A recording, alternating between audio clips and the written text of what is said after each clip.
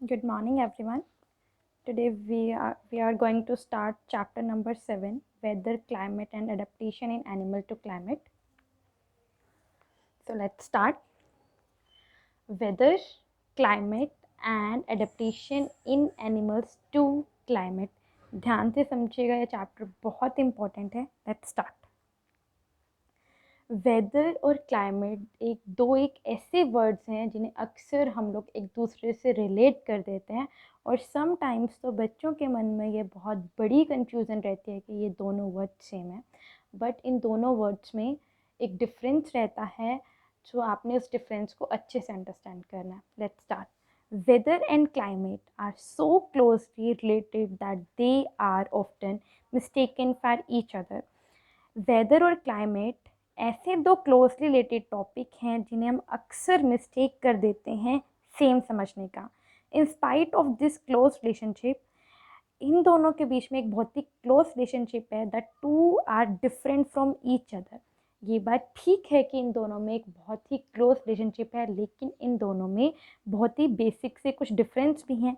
Each other as would be a clear from the flowing description. जो हम नीचे जो हमें डिस्क्रिप्शन दी गई है उससे हमें ये चीज़ क्लियर करनी है कि इन दोनों में क्या डिस्क्रिप्शन है. क्लियर. तो let's start with the weather topic. Weather एक कंडीशन है एटमॉस्फेयर की, किसी भी एक सर्टेन या फिर किसी भी एक पर्टिकुलर प्लेस की या उस टाइम की टेम्परेचर के रेफरेंस में. और जो प्रेजेंस है उस टाइम पे रेन की प्रेजेंस, आपकी सनशाइन की प्रेजेंस, साथ में विंड की प्रेजेंस, या फिर इसके अलावा जितने भी हमारे नेचुरल सर्कमस्टांसेस हैं उन सब की प्रेजेंस के बेसिस पे हम लोग डिसाइड करते हैं कि वेदर कैसा है. देखिए, when you wake up in the morning you think of weather. जब आप सुबह उठते हैं तो आप अपने वेदर के बारे में सोचते हैं. वेदर इट इज़ वार्म और कोल्ड. क्या आज का मौसम ठंडा है या गर्म है. वेदर इट इज़ विंडी और काम. क्या बहुत ज़्यादा हवा चल रही है या आज का मौसम बहुत ज़्यादा शांत है. Weather affect our daily life. Weather affect करता है हमारी डेली की लाइफ को.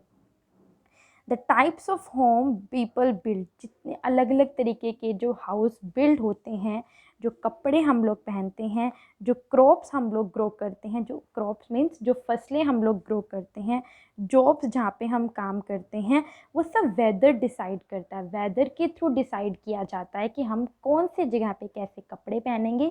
जस्ट एग्जांपल, आप अर्ली मॉर्निंग उठते हैं, मौसम थोड़ा ठंडा है तो आप ट्राई करते हैं कि आप फुल स्लीव्स का कुछ कैरी करें.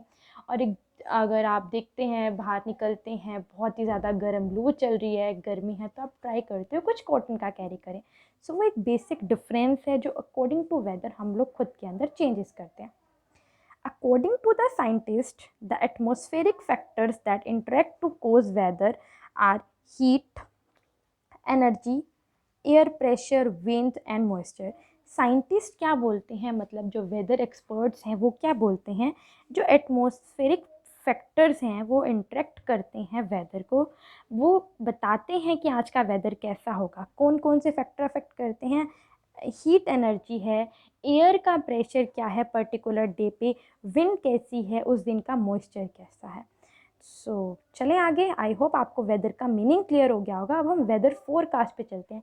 किस बेसिस पे कभी कभी हमारे पेरेंट्स हमें बोलते हैं या हमारे रिलेटिव्स हमें बोलते हैं, हमें नेबर्स हमें बोलते हैं कि चेक करके बताना आज का वेदर कैसे रहने वाला है. या फिर हम वन डे मतलब प्रीवियस नाइट पे हम ये जानना चाहते हैं, हमने नेक्स्ट डे कहीं ट्रैवल करना है, कि नेक्स्ट डे का वेदर कैसे रहने वाला है. वेदर फोरकास्ट क्या होती है, डिस्क्रिप्शन होती है what the weather will probably मतलब कि चांसेस कैसा होगा. प्रोबेबिलिटी चैप्टर से हम सब लोग फैमिलियर हैं. हो भी सकता है, नहीं भी हो सकता. Be like for the next day और अ फ्यू डेज. आगे कुछ दिन या कल क्या रहने वाला है. Weather forecast is made by meteorologist. जो वेदर का जो फोरकास्ट है वो कौन सेटअप करता है, मेट्रोलॉजिस्ट.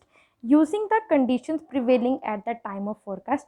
किसके बेसिस पे वो करेगा फोरकास्ट, जो उस टाइम पे कंडीशंस लाए कर रही हैं, वहाँ के स्पेसिफिकेशंस में जो प्रिवेल कर रही हैं उस टाइम पे, उसके बेसिस पे ये डिसीजन लिया जाता. आई होप आप लोग को वेदर अच्छे से क्लियर हो गया होगा।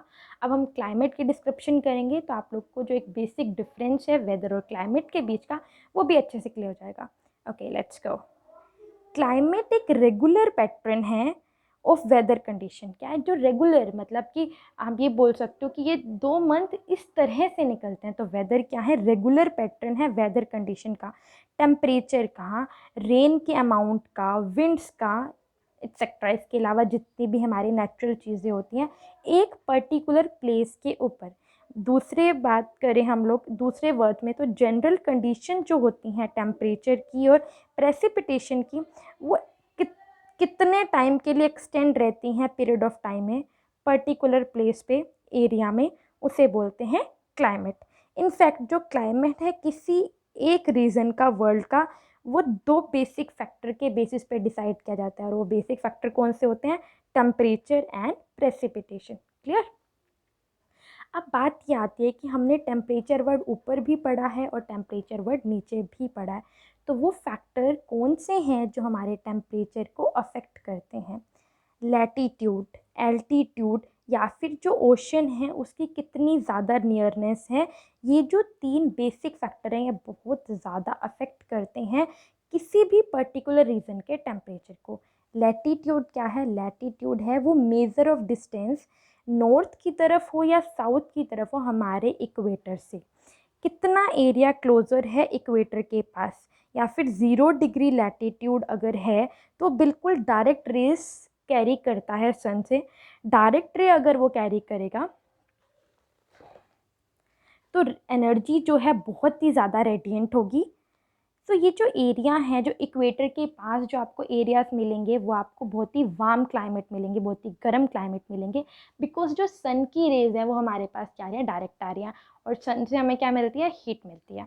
फर्दर फ्रॉम द इक्वेटर, जो थोड़ा दूर है इक्वेटर से, जिनकी रे डायरेक्ट नहीं अफेक्ट हो रही है, लेस रेडिएंट एनर्जी वहाँ रिसीव कर रहा है हमारा एरिया, सो वहाँ पे आपको क्लाइमेट क्या मिलेंगे, कूलर मिलेंगे। तो आज हम इतना ही करते हैं। आई होप आपको ये समझ में आया होगा कि वेदर क्या होता है, क्लाइमेट क्या होता है, और टेम्परेचर को कौन कौन सी चीज़ें अफेक्ट करती हैं। टेम्परेचर को 3 चीज़ें अफेक्ट करती हैं, कौन कौन सी, latitude, altitude and nearness of ocean.